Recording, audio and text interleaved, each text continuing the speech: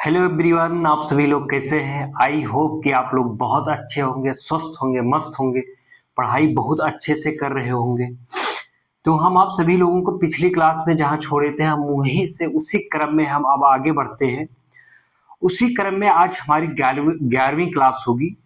ये 11वीं क्लास जो है हमारी उत्तर प्रदेश होमगार्ड के लिए चल रही है, जिसमें हम सबसे पहले यूपी स्पेशल शुरू किए थे।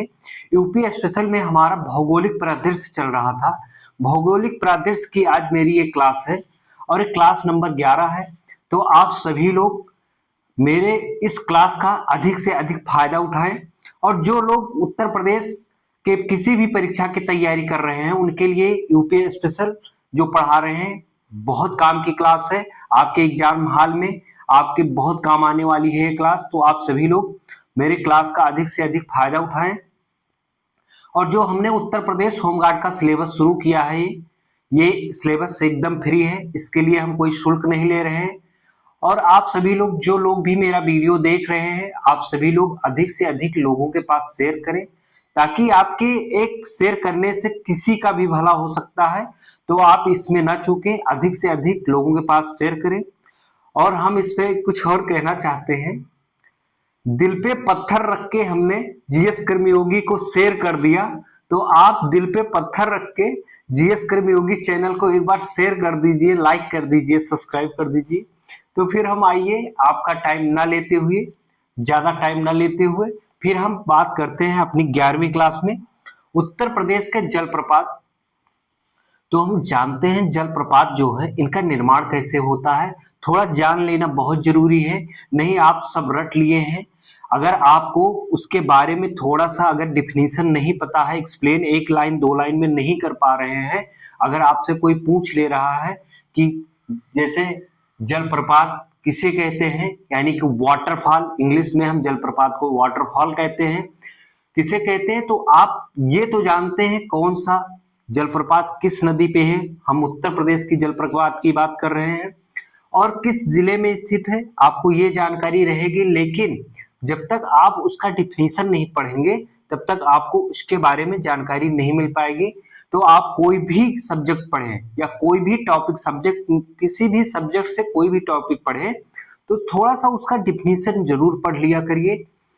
फिर हम आइए जानते हैं जलप्रपात किसे कहते हैं। तो उत्तर प्रदेश जलप्रपात में हम जानते हैं जलप्रपात वाटरफॉल एक प्राकृतिक या भू आकृति है।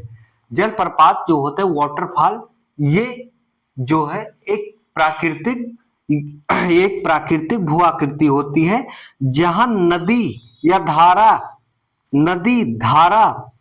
नदी धारा का पानी किसी ऊंचे गड्ढे या ढाल से, चट्टान या घाटी से नीचे की ओर गिरता है, जो एक झरने जैसा दृश्य बनाता है।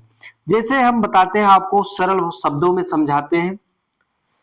किसी नदी का पानी जो है काफी ऊंचाई से गिर रहा है या घाटी से गिर रहा है, घाटी भी कहते हैं, काफी ऊंचाई से कोई नदी का पानी गिर रहा है, तो सीधा साइड नीचे की तरफ जाएगा और नीचे की तरफ गिरेगा तो वो बहुत तेजी से गिरता है। वहां पे बहुत बड़े गड्ढे के या झरने के, गड्ढा कहना इतना सटीक नहीं होता है, झरने के आकार में एक वाटरफॉल बनाता है। फिर वहां से धीरे से नदियां आगे बढ़ती हैं, इस ऐसे ही झरने का निर्माण होता है।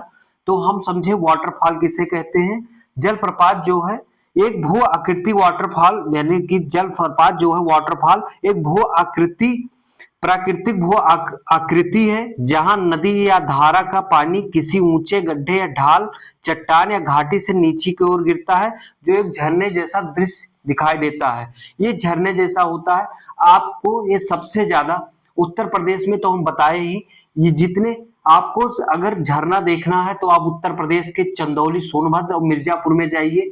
भाई वाटरफॉल, बेहतरीन वाटरफॉल देखना है, रीवा में जाइए। हम जानते हैं कौन सा वाटरफॉल किस नदी पे किस जिले में स्थित है। तो राजदरी एवं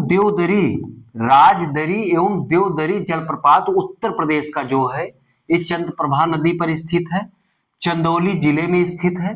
किस जिले में पड़ता है? चंदौली जिले में, चंद्रप्रभा नदी पर। मुखा जलप्रपात जो है बेलन नदी पर है।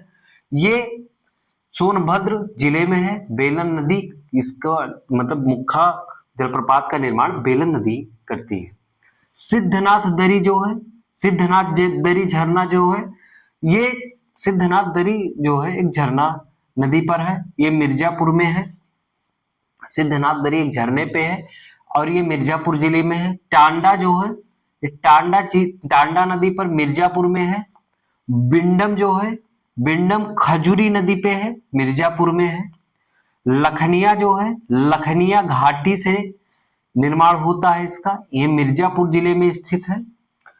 चुनादरी जो है करमनासा नदी पर है, मिर्जापुर जिले में है। सिरसी जो है, सिरसी नदी पर है, मिर्जापुर जिले में है। कुसियारा जो है बेलन नदी पर है, मिर्जापुर में है। तो आप सभी यहाँ पे एक ध्यान देंगे तो आपको बहुत आसानी से समझ में आ जाएगा और 1 मिनट में ये चीजें रट जाएंगी। सिर्फ राजदरी एवं देवदरी चंद्रप्रभा नदी चंदौली में स्थित है और मुख्य जो है बेलन नदी सोनभद्र जिले में स्थित है। ये दो जो है सिर्फ दूसरे जिले में स्थित है, बाकी नीचे के जितने झरने हैं सिर्फ एक ही जिले में स्थित है। अगर आपके ऑप्शन में झरना या जलप्रपात या वाटरफॉल ये सब एक ही है अगर पूछा जाता है, अगर आपको नहीं आ रहा तो हम यहाँ पे एक ट्रिक बता दे रहे हैं। यहाँ पे आप मिर्जापुर लगा देंगे तो मैक्सिमम चांस है कि आपके सही होंगे, लेकिन ध्यान से पढ़ लेना, दो ही पढ़ना है। एक राजदरी एवं देवदरी चंद्रप्रभा नदी चंदौली में है, मुख्य बेलन नदी सोनभद्र में है। बाकी इसमें अगर जिला नहीं पूछता तो आपको थोड़ा सा अगर कठिन क्वेश्चन बनाता है तो वो आपको फंसाने के लिए नदी पूछेगा, कौन सा झरना किस नदी पे है। तो आपको इसको ध्यान से पढ़ना होगा, याद करना होगा। हम एक सरसरी नजर में और देख लेते हैं ताकि इसी क्लास में याद हो जाए। राजदरी एवं देवदरी चंद्रप्रभा नदी चंदौली पर है। मुख्य बेलन नदी सोनभद्र जिले में है। नाथ दरी जो है सिद्धनाथ दरी झरना पर मिर्जापुर में। टांडा जो है टांडा नदी मिर्जापुर में है। बिंडम जो है खजूरी नदी मिर्जापुर जिले में। लखनिया है लखनिया घाटी मिर्जापुर में। चुनारी जो है चुनादरी जो है करमनासा नदी मिर्जापुर में है। सिरसी जो है सिरसी नदी मिर्जापुर में। कुसियारा जो है बेलन नदी मिर्जापुर में। तो आपको इस प्रकार से झरने उत्तर प्रदेश के जलप्रपात के बारे में पूरी जानकारी हो गई। इस पार्ट में हम जलप्रपात को पढ़ लिए, इस साइड में हम पढ़ते हैं उत्तर प्रदेश के सिंचाई के साधन। उत्तर प्रदेश में सिंचाई किस साधनों से की जाती है। आप सभी तैयारी करने वाले बच्चे, अधिकांश बच्चे ग्रामीण हमारी क्लास जो देख रहे होंगे वो अधिकतर बच्चे गांव से जुड़े होंगे, और जो बच्चे शहर के ही हैं वो भी कहीं ना कहीं गांव से उनका जुड़ाव होगा। तो आप सभी लोग खेतों में सिंचाई करते हुए किसानों को देखा होगा। किसान अपने खेत की सिंचाई या तो ट्यूबवेल से करता है, या फिर नहर से करता है, या फिर नदी से करता है, या तालाब से करता है, या फिर वो नलकूप से करता है। तो अपनी कृषि को पैदा करने के लिए कुछ किसान जल जो है बारिश जो है वो हमारे यहाँ मानसून पे निर्भर है। हमारे यहाँ की कृषि जो है उत्तर प्रदेश की कृषि जो है वो मानसून पे निर्भर है। उत्तर प्रदेश और समस्त भारत की कृषि जो है वो मानसून पर निर्भर है। तो मानसून एक टाइम पे आता है और वो कुछ ही दिनों तक रहता है, उसके बाद चला जाता है, लेकिन फसलों को सिंचाई की जरूरत हमेशा पड़ती है। तो हम आइए जानते हैं उत्तर प्रदेश में अधिकतर कृषि जो है मानसूनी वर्षा पर निर्भर करती है, लेकिन मानसून अगर टाइम से नहीं आता है, आगे पीछे है या निकल गया है, तो उसकी सिंचाई कौन से संसाधन से की जाती है, सबसे ज्यादा हम किस संसाधन का प्रयोग करते हैं। तो आइए जानते हैं। उत्तर प्रदेश में सिंचाई के प्रमुख साधनों में नलकूप का प्रथम स्थान। भैया नलकूप क्या है? अब आप हमसे पूछेंगे नलकूप क्या है तो आप समझेंगे हैंडपंप। हैंडपंप नहीं है, पहले तो दिमाग से बिल्कुल निकाल दीजिए। नलकूप जो होता है गांव में बोरिंग कहते हैं। नलकूप को बोरिंग कहते हैं जो इंजन से सिंचाई की जाती है, इंजन के द्वारा। उत्तर प्रदेश में सिंचाई का प्रमुख साधन जो है वो नलकूप है। इसकी वजह हम भी बताते हैं क्यों है, ठीक है। नलकूप के सिंचाई में प्रथम स्थान पे, द्वितीय स्थान पे नहरों का स्थान है। उत्तर प्रदेश में सबसे ज्यादा नलकूप से सिंचाई की जाती है। उसके बाद दूसरे स्थान पे जो आता है, उसके बाद हम नहर के द्वारा सिंचाई करते हैं। तृतीय स्थान पर हम कुएं, गांव में कुआं बना होता है, आप सभी लोगों ने देखा होगा। अब तो कुआं लुप्त होते जा रहा है। पहले हर गांव में बड़े बड़े कुएं होते थे। अब पता नहीं क्यों कुओं की, गांव के लोग भी पता नहीं क्या सोच के कुएं की पटाई कर दे रहे हैं। कुआं अगर है भाई यार, तो समझ लीजिए आपका फ्यूचर जो है वो कुआं पे अगर डिपेंड हो जा रहा है, तो आप कभी पानी के लिए दुखी नहीं होंगे। और जो तृतीय स्थान जो है कुएं का है, सिंचाई कुएं के द्वारा सिंचाई की जाती है। तो हम जानते हैं क्यों ऐसा है। उत्तर प्रदेश में जो है नहरों का विकास पूरे उत्तर प्रदेश में नहीं हो पाया है, नहरों का अभाव है। ठीक है, कम नहरें हैं। दो बड़ी बड़ी नहरें, 3-4 नहरें तो ही हैं।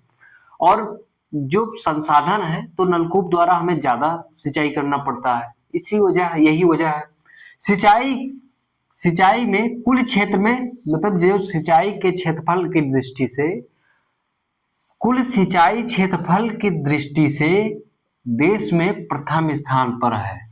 अगर हम सिंचाई के क्षेत्रफल की दृष्टि से देखें कि सबसे ज्यादा सिंचाई किया जाने वाला क्षेत्रफल या भू आकार किस प्रदेश का है, तो उत्तर प्रदेश का है। इसमें उत्तर प्रदेश प्रथम स्थान पर है। प्रथम स्थान हम यहाँ और चीज कनेक्ट कर लेते हैं। उत्तर प्रदेश जनसंख्या में भी प्रथम स्थान पे है। भाई हमारे यहाँ सबसे ज्यादा जनसंख्या है, इसीलिए हमें पैदावार करने की सबसे ज्यादा जरूरत पड़ेगी। जब हमें सबसे ज्यादा जरूरत पड़ेगी तो हमें कृषि या फसल पैदा करने के लिए हमें जल की भी तो जरूरत पड़ेगी। तो हम इससे ये दोनों कनेक्ट कर लीजिए कि हम अगर जनसंख्या में नंबर 1 स्थान पे हैं, तो सिंचाई में भी हम नंबर 1 स्थान पे हैं।